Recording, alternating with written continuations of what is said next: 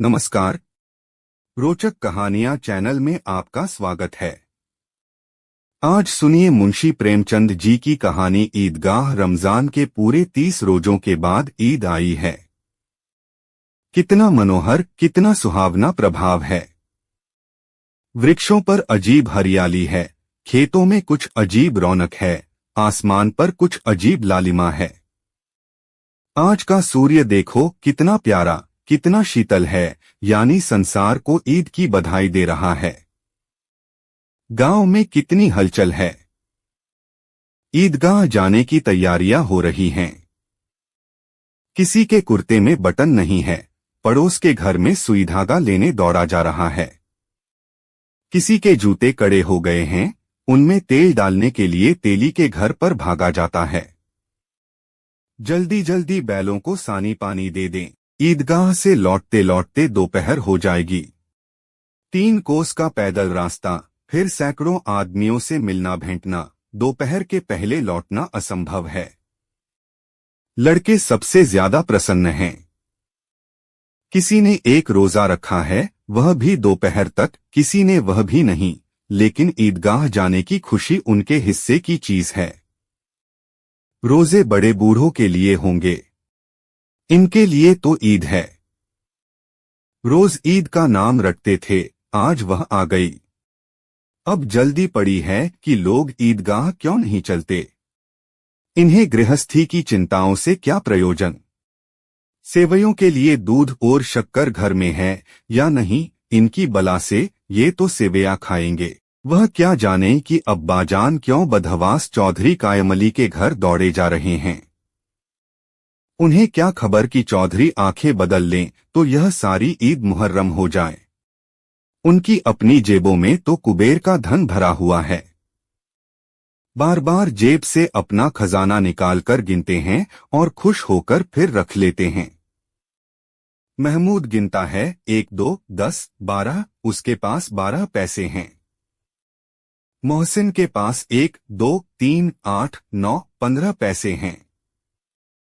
इन्हें अनगिनती पैसों में अनगिनती चीजें लाएंगे, खिलौने, मिठाइयाँ, बिगुल, गेंद और जाने क्या क्या। और सबसे ज्यादा प्रसन्न है हामिद, वह 4-5 साल का गरीब सूरत दुबला-पतला लड़का, जिसका बाप गत वर्ष हैजे की भेंट हो गया और माँ न जाने क्यों पीली होती होती एक दिन मर गई। किसी को पता क्या बीमारी है। कहती तो कौन सुनने वाला था। दिल पर जो कुछ बीतती थी वह दिल में ही सहती थी और जब न सहा गया तो संसार से विदा हो गई। अब हामिद अपनी बूढ़ी दादी अमीना की गोद में सोता है और उतना ही प्रसन्न है। उसके अब्बाजान रुपए कमाने गए हैं। बहुत सी थैलियां लेकर आएंगे। अम्मी जान अल्लाह मियाँ के घर से उसके लिए बड़ी अच्छी अच्छी चीजें लाने गई हैं, इसलिए हामिद प्रसन्न है। आशा तो बड़ी चीज है, और फिर बच्चों की आशा। उनकी कल्पना तो राई का पर्वत बना लेती है।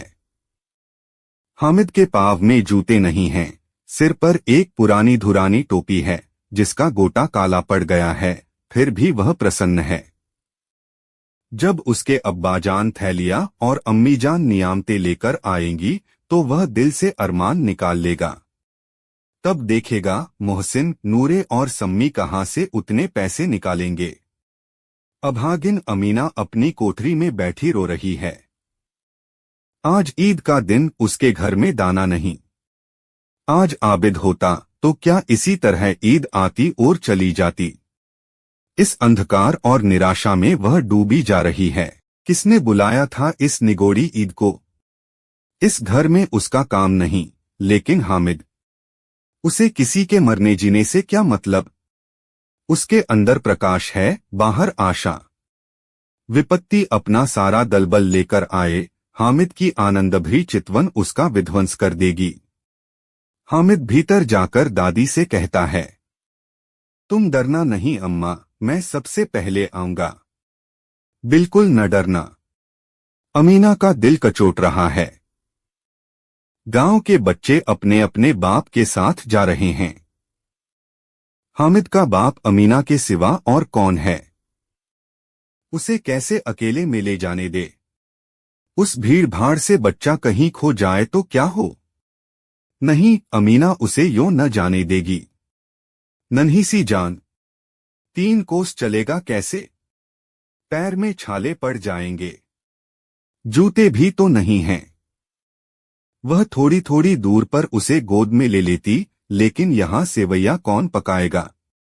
पैसे होते तो लौटते लौटते सब सामग्री जमा करके चटपट बना लेती।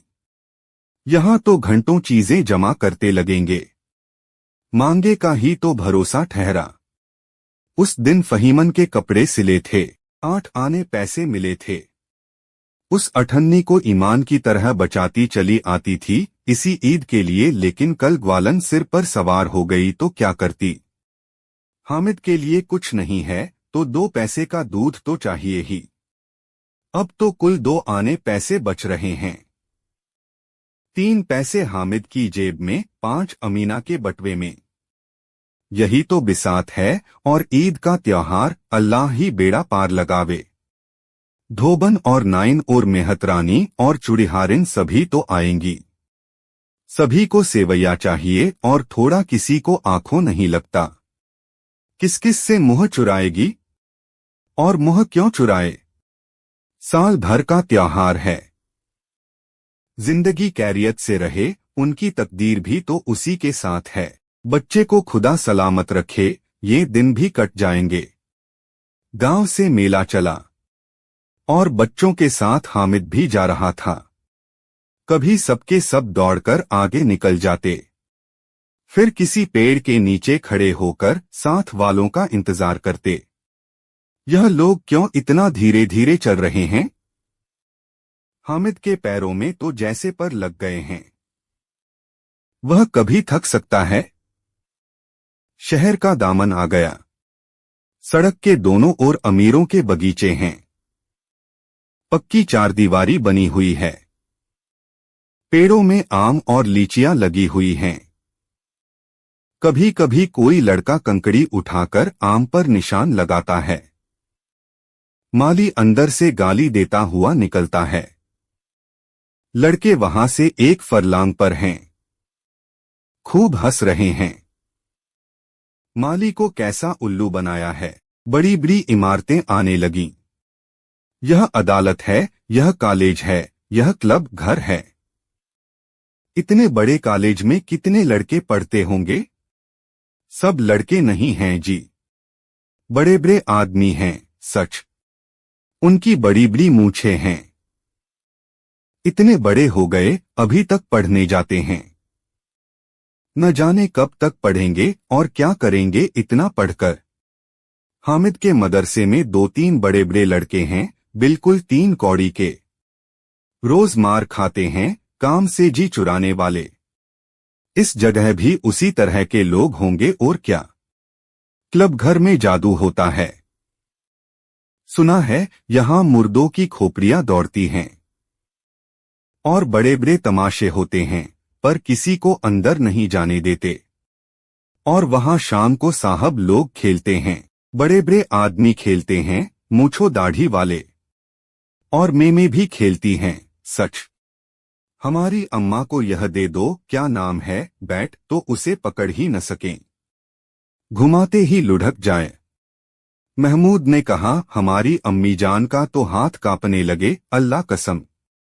मोहसिन बोला, चलो मनो आटा पीस डालती हैं। जरा सा बैट पकड़ लेंगी तो हाथ कांपने लगेंगे। सैकड़ों घड़े पानी रोज निकालती हैं। 5 घड़े तो तेरी भैंस पी जाती है। किसी मेन को 1 घड़ा पानी भरना पड़े तो आंखों तले अंधेरा आ जाए। महमूद, लेकिन दौड़ती तो नहीं, उछल कूद तो नहीं सकती। मोहसिन, हाँ, उछल कूद तो नहीं सकती, लेकिन उस दिन मेरी गाय खुल गई थी और चौधरी के खेत में जा पड़ी थी। अम्मा इतना तेज दौड़ी कि मैं उन्हें न पा सका। सच। आगे चले। हलवाइयों की दुकानें शुरू हुईं। आज खूब सजी हुई थीं। इतनी मिठाइयाँ कौन खाता है? देखो न, एक एक दुकान पर मनो होंगी। सुना है रात को जिन्नात आकर खरीद ले जाते हैं। अब्बा कहते थे कि आधी रात को एक आदमी हर दुकान पर जाता है और जितना माल बचा होता है वह तुलवा लेता है और सचमुच के रुपए देता है। बिल्कुल ऐसे ही रुपए। हामिद को यकीन न आया, ऐसे रुपए जिन्नात को कहां से मिल जाएंगे? मोहसिन ने कहा, जिन्नात को रुपए की क्या कमी, जिस खजाने में चाहें चले जाएं। लोहे के दरवाजे तक उन्हें नहीं रोक सकते जनाब, आप हैं किस फेर में। हीरे जवाहरात तक उनके पास रहते हैं। जिससे खुश हो गए उसे टोकरों जवाहरात दे दिए। अभी यहीं बैठे हैं, 5 मिनट में कलकत्ता पहुंच जाए। हामिद ने फिर पूछा, जिन्नात बहुत बड़े बड़े होते हैं? मोहसिन, एक एक सिर आसमान के बराबर होता है जी। जमीन पर खड़ा हो जाए तो उसका सिर आसमान से जा लगे, मगर चाहे तो एक लोटे में घुस जाए। हामिद, लोग उन्हें कैसे खुश करते होंगे? कोई मुझे यह मंत्र बता दे तो एक जिन्न को खुश कर लूं।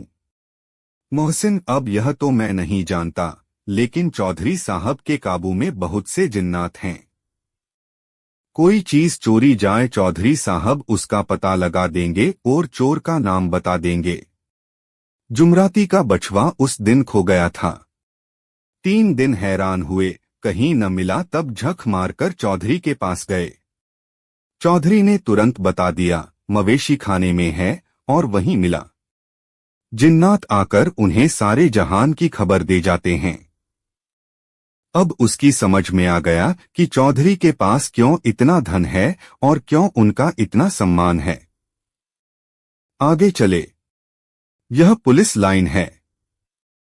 यहीं सब कांस्टेबल कवायद करते हैं। रात को बेचारे घूम घूम कर पहरा देते हैं, नहीं चोरियां हो जाए। मोहसिन ने प्रतिवाद किया, यह कांस्टेबल पहरा देते हैं? तभी तुम बहुत जानते हो अजी हजरत, यह चोरी करते हैं। शहर के जितने चोर डाकू हैं सब इनसे मिले रहते हैं। रात को ये लोग चोरों से तो कहते हैं चोरी करो, और आप दूसरे मोहल्ले में जाकर जागते रहो, जागते रहो, पुकारते हैं। तभी इन लोगों के पास इतने रुपए आते हैं। मेरे मामू एक थाने में कांस्टेबल हैं।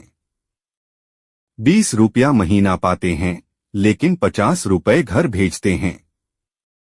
अल्लाह कसम, मैंने एक बार पूछा था कि मामू आप इतने रुपए कहां से पाते हैं? हंसकर कहने लगे, बेटा अल्लाह देता है। फिर आप ही बोले, हम लोग चाहें तो एक दिन में लाखों मार लाएं। हम तो इतना ही लेते हैं जिसमें अपनी बदनामी न हो और नौकरी न चली जाए। हामिद ने पूछा, यह लोग चोरी करवाते हैं तो कोई इन्हें पकड़ता नहीं? मोहसिन उसकी नादानी पर दया दिखाकर बोला, अरे पागल, इन्हें कौन पकड़ेगा? पकड़ने वाले तो यह लोग खुद हैं, लेकिन अल्लाह इन्हें सजा भी खूब देता है। हराम का माल हराम में जाता है। थोड़े ही दिन हुए, मामू के घर में आग लग गई। सारी लेई पूंजी जल गई। एक बर्तन तक न बचा। कई दिन पेड़ के नीचे सोए, अल्लाह कसम पेड़ के नीचे। फिर न जाने कहां से 100 कर्ज लाए तो बर्तन भांडे आए। हामिद, 100 तो 50 से ज्यादा होते हैं। कहाँ 50, कहाँ 100। 50 एक थैली भर होता है। 100 तो 2 थैलियों में भी न आ। अब बस्ती घनी होने लगी। ईदगाह जाने वालों की टोलियां नजर आने लगी।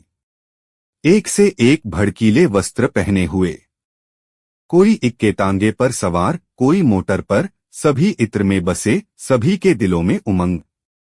ग्रामीणों का यह छोटा सा दल अपनी विपन्नता से बेखबर, संतोष और धैर्य में मगन चला जा रहा था। बच्चों के लिए नगर की सभी चीजें अनोखी थीं। जिस चीज की ओर ताकते ताकते ही रह जाते और पीछे से बार बार हार्न की आवाज होने पर भी न चेतते।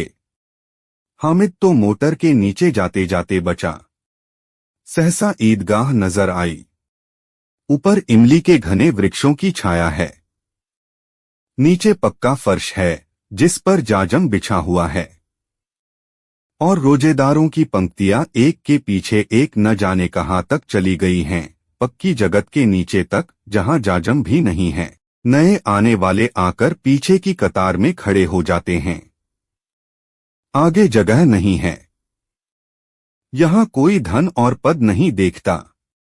इस्लाम की निगाह में सब बराबर हैं। इन ग्रामीणों ने भी वजू किया और पिछली पंक्ति में खड़े हो गए। कितना सुंदर संचालन है, कितनी सुंदर व्यवस्था। लाखों सिर एक साथ सिजदे में झुक जाते हैं, फिर सबके सब एक साथ खड़े हो जाते हैं, एक साथ झुकते हैं और एक साथ घुटनों के बल बैठ जाते हैं। कई बार यही क्रिया होती है, जैसे बिजली की लाखों बत्तियां एक साथ प्रदीप्त हों और एक साथ बुझ जाए, और यही क्रम चलता रहा। कितना अपूर्व दृश्य था, जिसकी सामूहिक क्रियाएं, विस्तार और अनंतता हृदय को श्रद्धा, गर्व और आत्मानंद से भर देती थीं। मानो भ्रातृत्व का एक सूत्र इन समस्त आत्माओं को एक लड़ी में पिरोए हुए है। नमाज खत्म हो गई है। लोग आपस में गले मिल रहे हैं। तब मिठाई और खिलौने की दुकान पर धावा होता है। ग्रामीणों का यह दल इस विषय में बालकों से कम उत्साही नहीं है। यह देखो, हिंडोला है, एक पैसा देकर चढ़ जाओ। कभी आसमान पर जाते हुए मालूम होगे, कभी जमीन पर गिरते हुए। यह चरखी है, लकड़ी के हाथी, घोड़े, ऊंट छड़ों में लटके हुए हैं। एक पैसा देकर बैठ जाओ और 25 चक्करों का मजा लो। महमूद और मोहसिन और नूरे और सम्मी इन घोड़ों और ऊँटों पर बैठते हैं। हामिद दूर खड़ा है। 3 ही पैसे तो उसके पास हैं। अपने कोष का 1/3 जरा सा चक्कर खाने के लिए नहीं दे सकता। सब चरखियों से उतरते हैं। अब खिलौने लेंगे। इधर दुकानों की कतार लगी हुई है। तरह तरह के खिलौने हैं। सिपाही और गुजरिया, राजा और वकील, भिश्ती और धोबिन और साधु। वाह, कितने सुंदर खिलौने हैं। अब बोला ही चाहते हैं। महमूद सिपाही लेता है, खाकी वर्दी और लाल पगड़ी वाला, कंधे पर बंदूक रखे हुए, मालूम होता है अभी कवायद किए चला आ रहा है। मोहसिन को भिश्ती पसंद आया। कमर झुकी हुई है, ऊपर मशक रखे हुए है। मशक का मुंह एक हाथ से पकड़े हुए है। कितना प्रसन्न है। शायद कोई गीत गा रहा है। बस मशक से पानी उड़ेलना ही चाहता है। नूरे को वकील से प्रेम है। कैसी विद्वमता है उसके मुख पर। काला चोगा, नीचे सफेद अचकन, अचकन के सामने की जेब में घड़ी, सुनहरी जंजीर, एक हाथ में कानून का पोथा लिए हुए। मालूम होता है अभी किसी अदालत से जिरह या बहस किए चले आ रहे हैं। यह सब 2-2 पैसे के खिलौने हैं। हामिद के पास कुल 3 पैसे हैं। इतने महंगे खिलौने वह कैसे ले। खिलौना कहीं हाथ से छूट पड़े तो चूर चूर हो जाए, जरा पानी पड़े तो सारा रंग घुल जाए। ऐसे खिलौने लेकर वह क्या करेगा, किस काम के। मोहसिन कहता है, मेरा भिश्ती रोज पानी दे जाएगा साझस बेरे। महमूद, और मेरा सिपाही घर का पहरा देगा, कोई चोर आएगा तो फौरन बंदूक से फैर कर देगा। नूरे, और मेरा वकील खूब मुकदमा लड़ेगा। सम्मी, और मेरी धोबिन रोज कपड़े धोएगी। हामिद खिलौनों की निंदा करता है। मिट्टी ही के तो हैं, गिरे तो चकनाचूर हो जाए, लेकिन ललचाई हुई आंखों से खिलौनों को देख रहा है और चाहता है कि जरा देर के लिए उन्हें हाथ में ले सकता। उसके हाथ अनायास ही लपकते हैं, लेकिन लड़के इतने त्यागी नहीं होते हैं, विशेषकर जब अभी नया शौक है। हामिद ललचाता रह जाता है। खिलौने के बाद मिठाइयाँ आती हैं। किसी ने रेवड़ियाँ ली हैं, किसी ने गुलाब जामुन, किसी ने सोहन हलवा। मजे से खा रहे हैं। हामिद बिरादरी से पृथक है। अभागे के पास 3 पैसे हैं। क्यों नहीं कुछ लेकर खाता? ललचाई आंखों से सबकी ओर देखता है। मोहसिन कहता है, हामिद रेवड़ी ले जा, कितनी खुशबूदार है। हामिद को संदेह हुआ, ये केवल क्रूर विनोद है, मोहसिन इतना उदार नहीं है, लेकिन यह जानकर भी वह उसके पास जाता है। मोहसिन दोने से एक रेवड़ी निकालकर हामिद की ओर बढ़ाता है। हामिद हाथ फैलाता है। मोहसिन रेवड़ी अपने मुंह में रख लेता है। महमूद, नूरे और सम्मी खूब तालियां बजा-बजाकर हंसते हैं। हामिद खिसिया जाता है। मोहसिन, अच्छा, अब की जरूर देंगे हामिद, अल्लाह कसम, ले जा। हामिद, रखे रहो। क्या मेरे पास पैसे नहीं हैं? सम्मी, 3 ही पैसे तो हैं। 3 पैसे में क्या क्या लोगे?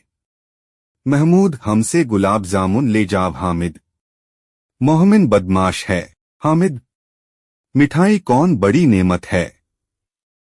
किताब में इसकी कितनी बुराइयां लिखी हैं। मोहसिन, लेकिन दिल में कह रहे होंगे कि मिले तो खा लें। अपने पैसे क्यों नहीं निकालते? महमूद, हम समझते हैं इसकी चालाकी। जब हमारे सारे पैसे खर्च हो जाएंगे तो हमें ललचा ललचा कर खागा। मिठाइयों के बाद कुछ दुकानें लोहे की चीजों की, कुछ गिलट और कुछ नकली गहनों की। लड़कों के लिए यहाँ कोई आकर्षण न था। वे सब आगे बढ़ जाते हैं। हामिद लोहे की दुकान पर रुक जाता है। कई चिमटे रखे हुए थे। उसे ख्याल आया, दादी के पास चिमटा नहीं है। तवे से रोटियां उतारती हैं तो हाथ जल जाता है। अगर वह चिमटा ले जाकर दादी को दे दे तो वह कितना प्रसन्न होंगी। फिर उनकी उंगलियां कभी न जलेंगी। घर में एक काम की चीज हो जाएगी। खिलौने से क्या फायदा? व्यर्थ में पैसे खराब होते हैं। जरा देर ही तो खुशी होती है। फिर तो खिलौने को कोई आंख उठाकर नहीं देखता। यह तो घर पहुंचते पहुंचते टूट-फूट बराबर हो जाएंगे, या छोटे बच्चे जो मेले में नहीं आए हैं जिद करके ले लेंगे और तोड़ डालेंगे। चिमटा कितने काम की चीज है। रोटियां तवे से उतार लो, चूल्हे में सेंक लो। कोई आग मांगने आए तो चटपट चूल्हे से आग निकालकर उसे दे दो। अम्मा बेचारी को कहाँ फुर्सत है कि बाजार आएं, और इतने पैसे ही कहाँ मिलते हैं। रोज हाथ जला लेती हैं। हामिद के साथी आगे बढ़ गए हैं। सभी पर सबके सब शरबत पी रहे हैं। देखो सब कितने लालची हैं। इतनी मिठाइयां ली, मुझे किसी ने एक भी न दी। उस पर कहते हैं, मेरे साथ खेलो, मेरा यह काम करो। अब अगर किसी ने कोई काम करने को कहा तो पूछूंगा। खाए मिठाइयां, आप मुंह सड़ेगा, फोड़े फुंसियां निकलेंगी, आप ही जबान चटोरी हो जाएगी। तब घर से पैसे चुराएंगे और मार खाएंगे। किताब में झूठी बातें थोड़े ही लिखी हैं, मेरी जबान क्यों खराब होगी। अम्मा चिमटा देखते ही दौड़कर मेरे हाथ से ले लेंगी और कहेंगी, मेरा बच्चा अम्मा के लिए चिमटा लाया है। कितना अच्छा लड़का है। इन लोगों के खिलौने पर कौन इन्हें दुआएं देगा। बड़ों की दुआएं सीधे अल्लाह के दरबार में पहुंचती हैं और तुरंत सुनी जाती हैं। मेरे पास पैसे नहीं हैं। तभी तो मोहसिन और महमूद यो मिजाज दिखाते हैं। मैं भी इनसे मिजाज दिखाऊंगा। खेले खिलौने और खाए मिठाइयां। मैं नहीं खेलता खिलौने, किसी का मिजाज क्यों सहूं। मैं गरीब सही, किसी से कुछ मांगने तो नहीं जाता। आखिर अब्बाजान कभी न कभी आएंगे, अम्मा भी आएंगी ही। फिर इन लोगों से पूछूंगा, कितने खिलौने लोगे। एक एक को टोकरियों खिलौने दूं और दिखा दूं कि दोस्तों के साथ इस तरह का सलूक किया जाता है। यह नहीं कि एक पैसे की रेवड़ियां ली तो चिढ़ा चिढ़ाकर खाने लगे। सबके सब खूब हंसेंगे कि हामिद ने चिमटा लिया है। हंसें मेरी बला से। उसने दुकानदार से पूछा, यह चिमटा कितने का है? दुकानदार ने उसकी ओर देखा और कोई आदमी साथ न देखकर कहा, तुम्हारे काम का नहीं है जी। बिकाऊ है कि नहीं? बिकाऊ क्यों नहीं है? और यहां क्यों लाद लाए हैं? तो बताते क्यों नहीं, क्या पैसे का है? 6 पैसे लगेंगे। हामिद का दिल बैठ गया। ठीक ठीक 5 पैसे लगेंगे, लेना हो लो, नहीं चलते बनो। हामिद ने कलेजा मजबूत करके कहा, 3 पैसे लोगे? यह कहता हुआ वह आगे बढ़ गया कि दुकानदार की घुड़कियां न सुने। लेकिन दुकानदार ने घुड़कियां नहीं दी। बुलाकर चिमटा दे दिया। हामिद ने उसे इस तरह कंधे पर रखा मानो बंदूक है और शान से अकड़ता हुआ संगियों के पास आया। जरा सुने, सबके सब क्या क्या आलोचनाएं करते हैं। मोहसिन ने हंसकर कहा, यह चिमटा क्यों लाया पगले, इसे क्या करेगा? हामिद ने चिमटे को जमीन पर पटक कर कहा, जरा अपना भिश्ती जमीन पर गिरा दो, सारी पसलियां चूर चूर हो जाए बच्चों की। महमूद बोला, तो यह चिमटा कोई खिलौना है? हामिद, खिलौना क्यों नहीं है? अभी कंधे पर रखा बंदूक हो गई, हाथ में ले लिया फकीरों का चिमटा हो गया। चाहूं तो इससे मजीरे का काम ले सकता हूं। एक चिमटा जमा दूं तो तुम लोगों के सारे खिलौनों की जान निकल जाए। तुम्हारे खिलौने कितना ही जोर लगाएं, मेरे चिमटे का बाल भी बांका नहीं कर सकते। मेरा बहादुर शेर है चिमटा। सम्मी ने खंजरी ली थी। प्रभावित होकर बोला, मेरी खंजरी से बदलोगे? 2 आने की है। हामिद ने खंजरी की ओर उपेक्षा से देखा। मेरा चिमटा चाहे तो तुम्हारी खंजरी का पेट फाड़ डाले। बस एक चमड़े की झिल्ली लगा दी, ढब ढब बोलने लगी। जरा सा पानी लग जाए तो खत्म हो जाए। मेरा बहादुर चिमटा आग में, पानी में, आंधी में, तूफान में बराबर डटा खड़ा रहेगा। चिमटे ने सभी को मोहित कर लिया। अब पैसे किसके पास धरे हैं? फिर मेले से दूर निकल आए हैं। 9 कब के बज गए, धूप तेज हो रही है। घर पहुंचने की जल्दी हो रही है। बाप से जिद भी करें तो चिमटा नहीं मिल सकता। हामिद है बड़ा चालाक, इसीलिए बदमाश ने अपने पैसे बचा रखे थे। अब बालकों के 2 दल हो गए हैं। मोहसिन, महमूद, सम्मी और नूरे एक तरफ हैं, हामिद अकेला दूसरी तरफ। शास्त्रार्थ हो रहा है। सम्मी तो विधर्मी हो गया, दूसरे पक्ष से जा मिला, लेकिन मोहसिन, महमूद और नूरे भी हामिद से 1-1, 2-2 साल बड़े होने पर भी हामिद के आघातों से आतंकित हो उठे हैं। उसके पास न्याय का बल है और नीति की शक्ति। एक ओर मिट्टी है, दूसरी ओर लोहा, जो इस वक्त अपने को फौलाद कह रहा है।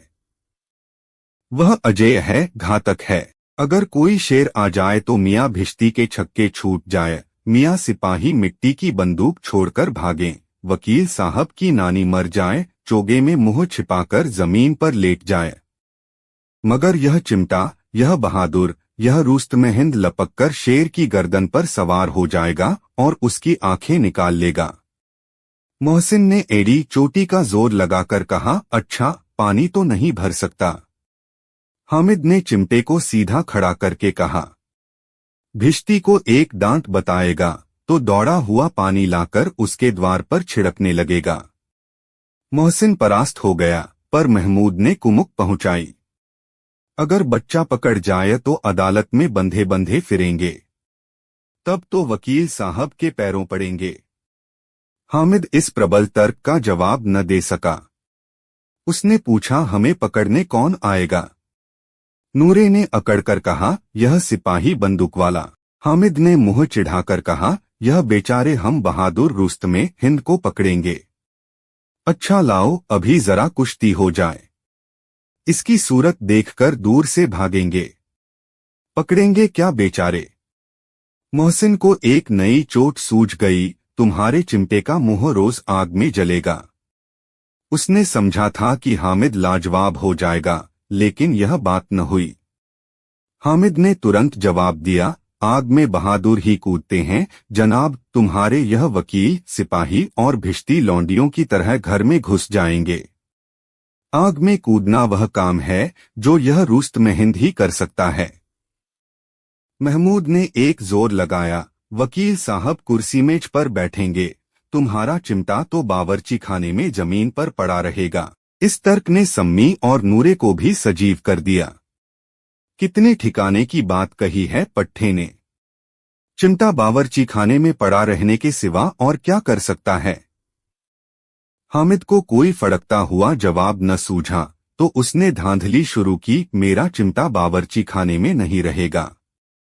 वकील साहब कुर्सी पर बैठेंगे तो जाकर उन्हें जमीन पर पटक देगा और उनका कानून उनके पेट में डाल देगा। बात कुछ बनी नहीं। खासी गाली गलौज थी, लेकिन कानून को पेट में डालने वाली बात छा गई। ऐसी छा गई कि तीनों सूरमा मुंह ताकते रह गए, मानो कोई धेलचा कनकौआ किसी गंडे वाले कनकौए को काट गया हो। कानून मुंह से बाहर निकलने वाली चीज है, उसको पेट के अंदर डाल दिया जाना बेतुकी सी बात होने पर भी कुछ नयापन रखती है। हामिद ने मैदान मार लिया। उसका चिमटा रुस्तमेहिंद है। अब इसमें मोहसिन, महमूद, नूरे, सम्मी किसी को भी आपत्ति नहीं हो सकती।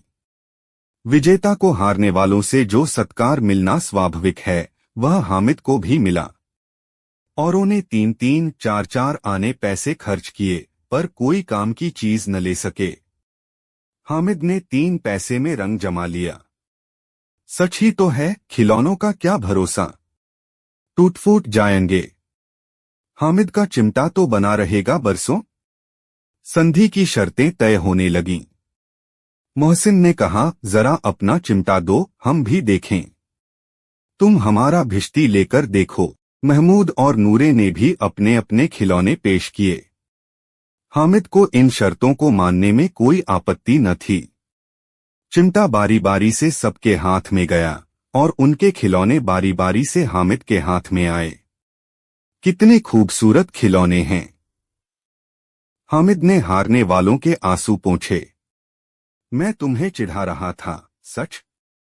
यह चिमटा भला इन खिलौनों की क्या बराबरी करेगा, मालूम होता है। अब बोले। लेकिन मोहसिन की पार्टी को इस दिलासे से संतोष नहीं होता। चिमटे का सिक्का खूब बैठ गया है। चिपका हुआ टिकट अब पानी से नहीं छूट रहा है। मोहसिन, लेकिन इन खिलौनों के लिए कोई हमें दुआ तो न देगा। महमूद, दुआ को लिए फिरते हो, उल्टे मार न पड़े। अम्मा जरूर कहेंगी कि मेले में यही मिट्टी के खिलौने मिले। हामिद को स्वीकार करना पड़ा कि खिलौनों को देखकर किसी की माँ इतनी खुश न होंगी जितनी दादी चिमटे को देखकर होंगी। 3 पैसों ही में तो उसे सब कुछ करना था और उन पैसों के इस उपयोग पर पछतावे की बिल्कुल जरूरत न थी। फिर अब तो चिमटा रुस्तमेहिंद है और सभी खिलौनों का बादशाह। रास्ते में महमूद को भूख लगी। उसके बाप ने केले खाने को दिए। महमूद ने केवल हामिद को साझी बनाया। उसके अन्य मित्र मुंह ताकते रह गए। यह उस चिमटे का प्रसाद था। 11 बजे गांव में हलचल मच गई। मेले वाले आ गए। मोहसिन की छोटी बहन ने दौड़कर भिश्ती उसके हाथ से छीन लिया और मारे खुशी के जा उछली तो मियाँ भिश्ती नीचे आ रहे और सुरलोक सिधारे। इस पर भाई बहन में मारपीट हुई। दानो खूब रोए। उनकी अम्मा यह शोर सुनकर बिगड़ी और दोनों को ऊपर से 2-2 चाटे और लगाए। मियाँ नूरे के वकील का अंत उनके प्रतिष्ठानुकूल इससे ज्यादा गौरवमय हुआ। वकील जमीन पर या ताक पर तो नहीं बैठ सकता। उसकी मर्यादा का विचार तो करना ही होगा। दीवार में खूंटियां गाड़ी गई। उन पर लकड़ी का एक पटरा रखा गया। पटरे पर कागज का कालीन बिछाया गया। वकील साहब राजा भोज की भांति सिंहासन पर विराजे। नूरे ने उन्हें पंखा झलना शुरू किया। अदालतों में खस की टट्टियां और बिजली के पंखे रहते हैं। क्या यहाँ मामूली पंखा भी न हो? कानून की गर्मी दिमाग पर चढ़ जाएगी कि नहीं? बांस का पंखा आया और नूरे हवा करने लगे। मालूम नहीं पंखे की हवा से या पंखे की चोट से वकील साहब स्वर्गलोक से मृत्युलोक में आ रहे और उनका माटी का चोला माटी में मिल गया। फिर बड़े जोर शोर से मातम हुआ और वकील साहब की अस्थि घूरे पर डाल दी गई। अब रहा महमूद का सिपाही। उसे चटपट गांव का पहरा देने का चार्ज मिल गया, लेकिन पुलिस का सिपाही कोई साधारण व्यक्ति तो नहीं जो अपने पैरों चले। वह पालकी पर चलेगा। एक टोकरी आई, उसमें कुछ लाल रंग के फटे पुराने चिथड़े बिछाए गए, जिसमें सिपाही साहब आराम से लेटे। नूरे ने यह टोकरी उठाई और अपने द्वार का चक्कर लगाने लगे। उनके दोनों छोटे भाई सिपाही की तरह छोने वाले, जागते लहो पुकारते चलते हैं। मगर रात तो अंधेरी ही होनी चाहिए। महमूद को ठोकर लग जाती है। टोकरी उसके हाथ से छूटकर गिर पड़ती है और मियां सिपाही अपनी बंदूक लिए जमीन पर आ जाते हैं और उनकी एक टांग में विकार आ जाता है। महमूद को आज ज्ञात हुआ कि वह अच्छा डॉक्टर है। उसको ऐसा मरहम मिला गया है जिससे वह टूटी टांग को आनन फानन जोड़ सकता है। केवल गूलर का दूध चाहिए। गूलर का दूध आता है, टांग जवाब दे देती है। शल्यक्रिया असफल हुई तब उसकी दूसरी टांग भी तोड़ दी जाती है। अब कम से कम एक जगह आराम से बैठ तो सकता है। एक टांग से तो न चल सकता था, न बैठ सकता था। अब वह सिपाही सन्यासी हो गया है। अपनी जगह पर बैठा बैठा पहरा देता है। कभी कभी देवता भी बन जाता है। उसके सिर का झालरदार साफा खुरच दिया गया है। अब उसका जितना रूपांतर चाहो कर सकते हो। कभी कभी तो उससे बाट का काम भी लिया जाता है। अब मियां हामिद का हाल सुनिए। अमीना उसकी आवाज सुनते ही दौड़ी और उसे गोद में उठाकर प्यार करने लगी। सहसा उसके हाथ में चिमटा देखकर वह चौंकी। यह चिमटा कहाँ था? मैंने मोल लिया है। कितने पैसे में? 3 पैसे दिए। अमीना ने छाती पीट ली। यह कैसा बेसमझ लड़का है कि दोपहर हुआ, कुछ खाया न पिया। लाया क्या चिमटा? सारे मेले में तुझे और कोई चीज न मिली जो यह लोहे का चिमटा उठा लाया। हामिद ने अपराधी भाव से कहा, तुम्हारी उंगलियां तवे से जल जाती थीं, इसलिए मैंने इसे लिया। बुढ़िया का क्रोध तुरंत स्नेह में बदल गया, और स्नेह भी वह नहीं जो प्रगल्भ होता है और अपनी सारी कसक शब्दों में बिखेर देता है। यह मूक स्नेह था, खूब ठोस, रस और स्वाद से भरा हुआ। बच्चे में कितना त्याग, कितना सद्भाव और कितना विवेक है।